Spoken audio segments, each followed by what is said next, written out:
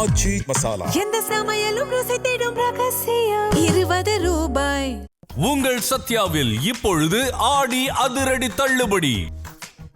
Holidays-nale, அது நம்ம GT Holidays தான். GT Holidays, South India's #1 travel brand. You know you are special when you're with GT Holidays. வணக்கம் sir. Namachivayam. எப்படி இருக்கீங்க sir? நல்லபடியாக போயிட்டுருக்குமா. துலாம் இவங்க எந்த கோவிலுக்கு போய் வழிபாடு செய்யணும் சார்? என்ன மாற்றங்கள் வரும் வாழ்க்கை? துலாம் ராசிக்கு அற்புதமான ஒரு கோவில்மா. இதுவரையிலும் எத்தனை பேர் அங்கே போய் பார்த்துருக்காங்க. உண்மையிலேயே எனக்கு அந்த கோவில் கிடைச்சது ஜென்மாந்திரத்தில் எனக்கு என்னுடைய குருநாதர் ஆசீர்வாதம் தாம்மா. என்னுடைய குருநாதர் பரத்வாஜ சுவாமிகள், அதாவது புவனேஸ்வரி சுவாமிகள் தான் என்னுடைய குருநாதர். அப்புறம் ஒரு அற்புதமான குரு எனக்கு கிடைச்சது. அவருடைய அருளாசி தான் இந்த மகாகாலேஸ்வரர் கோவிலுக்கு, துலாம் ராசிக்கான கோவிலுக்கு நான் போயிட்டு வந்ததுலேருந்து எனக்குள்ள அவ்வளோ ஒரு பேரின்பம். எனக்கு எதுவும் பெருசாக நடக்கலை, நான் எதுவும் ஜெயிக்கலைனா கூட அந்த கோவிலுக்கு போயிட்டு வந்ததே எனக்கு ஒரு பேரின்பமாக இருந்தது, ஒரு பெரிய மகிழ்ச்சியாக இருந்தது. மனசு எதுக்கு சந்தோஷப்படுதுன்னே தெரியல. கிட்டத்தட்ட ஒரு 10 நாள் நான் சந்தோஷமாக இருந்தேம்மா. எனக்கு எவ்வளோ கஷ்டங்கள் இருந்தாலுமே கூட அந்த துலாம் ராசிக்கான, நான் துலாம் ராசி கிடையாது சொல்லிடுறேன். நீங்கள் துலாம் ராசியான்னு கேட்காதீங்க, நான் துலாம் ராசி கிடையாது. ஆனால் அந்த ஆராய்ச்சிக்காக அந்த கோவிலுக்கு போயிட்டு வந்ததுலேருந்து, துலாம் ராசிக்கான கோவிலுக்கு நான் போயிட்டு வந்ததுலேருந்து ஒரு 10 நாள் என் மனசு சந்தோஷமாக இருந்தது. அப்பேற்பட்ட அதிசய கோவில் எதுன்னு கேட்டிங்கன்னா மகாகாலேஸ்வரர். மகாகாலேஸ்வரர்லாம் நம்ம உடனே நார்த்து சைடு போயிடுவோம், பூரி ஜெகநாதர் அந்த மாதிரி. மகாகாலேஸ்வரர்னா நம்ம நார்த்து சைடு போகணும், அப்படி கிடையாது. காளேஸ்வரர் அந்த கோவில் தான், மகாகாலேஸ்வரர் கோவில் தான் துலாம் ராசிக்கான கோவில்மா. இந்த கோவிலுக்கான சிறப்புனா என்ன சொல்லலாம் சார்? இந்த கோவிலுக்கான சிறப்புன்னு கேட்டீங்கன்னா, அங்கே ராகு கேது யோக ராகுவாகவும் யோக கேதுவாகவும் மாறுறாங்க. இப்போது ராகு கேதுனா அவங்க விஷம்தான் இல்லையா, அசுரர்கள். அதனால் நிச்சயமாக நெகட்டிவ் தாட்ஸ் தான் இருக்கும், நெகட்டிவான விஷயங்கள் தான் அவங்க செய்வாங்க. ஆனால் இந்த அமிர்தத்தை உண்ட பயனால் அவங்க நன்மை செய்யக்கூடியவர்களாக அந்த கோவிலுக்கு யார் போகிறாங்களோ அவங்களுக்கெல்லாம் அங்கே பின்னாடி இருக்கக்கூடிய அந்த ராகு கேது, இந்த மகாகாலேஸ்வரரை வழிபாடு செய்தால் அந்த ராகு கேது அவங்களுக்கு யோகமாக மாறிடும். என் ஜாதகத்தை ராகு கேது ரொம்ப என்னை இம்சை பண்ணுறாங்க, ஜெயிலில் தூக்கி போட்டாங்க உத்தரை, அப்படி கூட வச்சுப்போமே.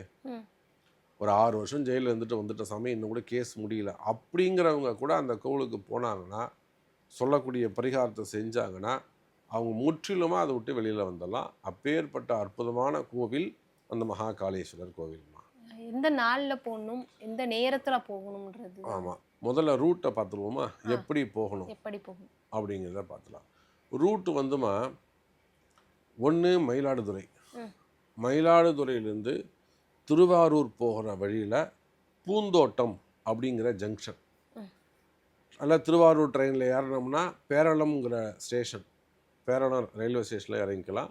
பை பஸ்ஸு அப்படின்னாக்கா மயிலாடுதுறையிலேருந்து திருவாரூர் ரோட்டில் போனோம், பூந்தோட்டம் அப்படிங்கிற ஜங்ஷனில் போய் இறங்கிடணும். அங்கேருந்து காரைக்கால் ரோடை பிடிச்சோம்னா கோயில் மாகாளம்னு கேட்கணும். கோவில் மாகாளம் அப்படிங்கிறது தான் அந்த ஊருடைய பேர். இதெல்லாமே ரொம்ப, நான் சொல்கிறதா, லிட்டில் வில்லேஜ், ரொம்ப இன்டெப்த்தான வில்லேஜஸ். ஸோ நம்ம இப்போ காரில் போகும்போது வேகமாக போனால் அப்படியே ஒரு கோபுரம் தெரியும், எதுனே நமக்கு தெரியாது. அந்த மாதிரியான இன்டெப்த்தான டெம்பிள்ஸ் இது. பட் அவ்வளோ ஒரு பவர்ஃபுல்லான காளேஸ்வரர். அப்போ பூந்தோட்டம் போயிட்டு பூந்தோட்டத்துலேருந்து கோயில் மாகாணம்னு கேட்டால் யாரை கேட்டாலும் சொல்லுவாங்க. அங்கே போய் வழிபாடு செய்யலாம். வேணும்னா அந்த ஐயர் நம்பரை நம்ம கொடுக்குறோம்மா. என்னைக்கு போகணும்? இப்போ துலாம் ராசி அன்பர்களை பொறுத்தவரையிலும் அவங்க தங்களுடைய பிறந்த நட்சத்திரமாக இருக்கக்கூடிய ஜென்ம நட்சத்திரத்தில் போவது சிறப்பு. யாராக இருந்தாலும் அவங்க பிறந்த நட்சத்திரத்தில், துலாம் ராசியில் எந்த நட்சத்திரம் இருக்குது, சித்திரை 2 பாதங்கள் போச்சுன்னா, சுவாதி 4 பாதம் அதுதான் இருக்குது, விசாகம் 3 பாதம் இருக்குது. அப்போது குரு, ராகு, செவ்வாய்.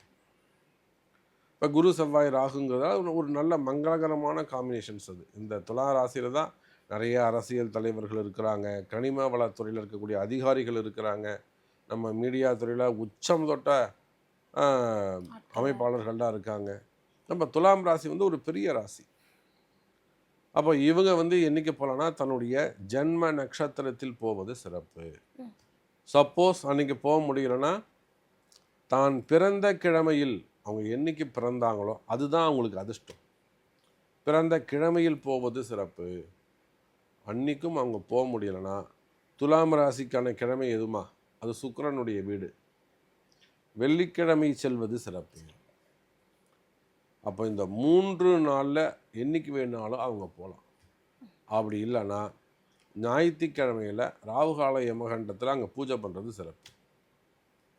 ஸோ இந்த டைமை பின்பற்றி, இந்த நட்சத்திரங்களை பின்பற்றி அவர்கள் வழிபாடு செய்வார்களே ஆனால் மிகப்பெரிய நல்ல மாற்றத்தை துலாம் ராசி அன்பர்கள் அனுபவிக்கலாமா?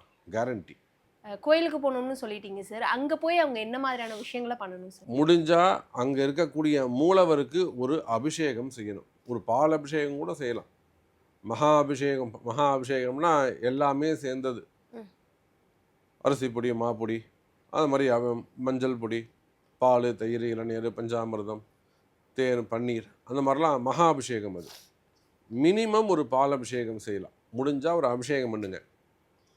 அபிஷேகம் பண்ணிவிட்டு, அபிஷேகம் பண்ண முடியலையா தப்பு கிடையாது, சாமிக்கு ஒரு வாசனை புஷ்பம், வாசனை சிவபெருமானுக்கு எது ரொம்ப வசதியானதுன்னா வில்வம் தான் அவருக்கு. அதுதான் வாசனை புஷ்பம், வேறு எதுவும் அவருக்கு தேவையில்லை. முருகராக இருந்தால் அரளிப்பூ வாங்கி போடுங்க. அப்போ அந்தந்த தெய்வத்துக்கு உகந்த வாசனை புஷ்பத்தால் ஒரு மாலை வாங்கிட்டு எப்படியாவது அங்கே இருக்கக்கூடிய ஒரு அந்த குருக்களை அணுகி சாமிக்கு சகஸ்ரநாம அர்ச்சனை செய்ய வேண்டும். இதுதாம்மா பரிகாரம். அந்த சாமிக்கு சகஸ்ரநாம அர்ச்சனை செய்ய வேண்டும். அது எந்த கோவிலாக இருந்தாலும், எவ்வளோ பெரிய கோவிலாக இருந்தாலும். சப்போஸ் நான் வந்து நீங்கள் வெளியூரில் இருக்கிறீங்க, வெளி மாநிலத்தில் இருக்கிறீங்க, வெளிநாடுகளில் இருக்கீங்க, உங்களுக்கு அந்த குருக்களுடைய நம்பர் கொடுக்குறோம், வேணும்னா ஹெல்ப் வேணும்னா நம்ம செய்கிறோம். இல்லை உங்களுக்கு வேணும்னா நாங்கள் அந்த அர்ச்சனையை கூட உங்களுக்கு செய்து கொடுக்குறோம். கவலை, என்னால் வர முடியல, நான் வந்து இப்போ நிறைய அன்பர்கள் சொல்லுவாங்க நான் அடிபட்டிருக்கேன், என்னால் போக முடியாது அப்படின்வாங்க, நான் வெளியூரில் இருப்பேன்னு சொல்லுவாங்க. அவங்களுக்கு வேணும்னா அந்த உதவி கூட நம்ம அவங்களுக்கு செஞ்சு கொடுக்குறோம். அப்போ அங்கே போய் அந்த கோவிலுக்கு போய் என்ன செய்யணும்னா சாமிக்கு ஒரு அபிஷேகம் முடிந்தால், முடியலைன்னா தப்பு கிடையாது, ஆனால் கம்பல்சரியாக சகஸ்ரநாம அர்ச்சனை செய்ய வேண்டும். அதெல்லாம் சந்தேகமே கிடையாது. முடிச்சுட்டு சாமிக்கு 27 தீபம் ஏற்ற வேண்டும். 27 தீபம், 27 நட்சத்திரங்களை அடிப்படையாக கொண்டு, 27 நாமயோகங்களை அடிப்படையாக கொண்டு 27 தீபம் ஏற்றணும். ஏற்றிட்டு 27 முறை சாமியை சுற்றி வரணும். அது எவ்வளோ பெரிய கோவிலாக இருந்தாலும் சரிதான், 27 முறை அந்த கோவிலை சுற்றி வரணும். ஒரு 1.5 மணி நேரத்துலேருந்து 3 மணி நேரம் அந்த கோவிலில் நீங்கள் இருக்கணும். அங்கே உங்களுடைய ப்ரெசன்ட் அங்கே 3 hours கண்டிப்பாக இருக்கணும். அப்போ தான் நான் சொன்ன அந்த ஜென்மாந்திர முடிச்சு அந்த மண் உங்கள்கிட்ட பேசும். புரியுதுங்களா? நீங்கள் யாருன்னு அந்த மண்ணை புரிஞ்சுக்கிறதுக்கே கொஞ்சம் டைம் எடுத்துக்கும். 1.5 மணி நேரம் ஆகும். அப்போ அடுத்த 1.5 மணி நேரத்தில் தான் உங்களுடைய கர்ம வினையை போகிறதுக்கு அந்த பூமி பேசவே ஆரம்பிக்கும். இப்போ மினிமம் 3 hours நீங்கள் அந்த டெம்பிளில், அந்த கோவிலில் நீங்கள் இருக்கணும். அப்போ இந்த முறையில் அபிஷேகம், சகஸ்ரநாம அர்ச்சனை, ஒரு நைவேத்தியம், 27 தீபம், 27 முறை பிரதட்சணை வரணும். முடிச்சுட்டு கோவிலை விட்டு வெளியில் வந்து என்ன செய்யணும்? ஒரு அன்னதானம் பண்ணணும். ஒரு 11 பேருக்கோ, உங்களால் என்ன முடிஞ்சதோ, இல்லை ஒரு 2 கிலோ ஏதாவது ஒரு பிரசாதம் சொல்லி துணையில் போட்டு ஒரு 10 பேருக்கு கொடுக்கலாம். அன்னதானம் மிக மிக முக்கியம். இதில் என்னைக்கு போனோன்னா உங்கள் ஜென்ம நட்சத்திரத்தை அன்னைக்கு போகணும். நீங்கள் எந்த நட்சத்திரத்தில் பிறந்திருக்கிறீர்களோ அந்த பிறந்த நட்சத்திரத்தில் போகலாம். அப்படி இல்லைன்னா நீங்கள் பிறந்த கிழமையில் போகலாம். அப்படி இல்லைன்னா உங்கள் ராசிக்குரிய கிழமையில் நீங்கள் போகலாம் அப்படின்றத நம்ம சொல்லியிருக்கிறோம். ஸோ பரிகாரம் இதுதாம்மா. இந்த பரிகாரத்தை தான் அவங்க செய்யணும்.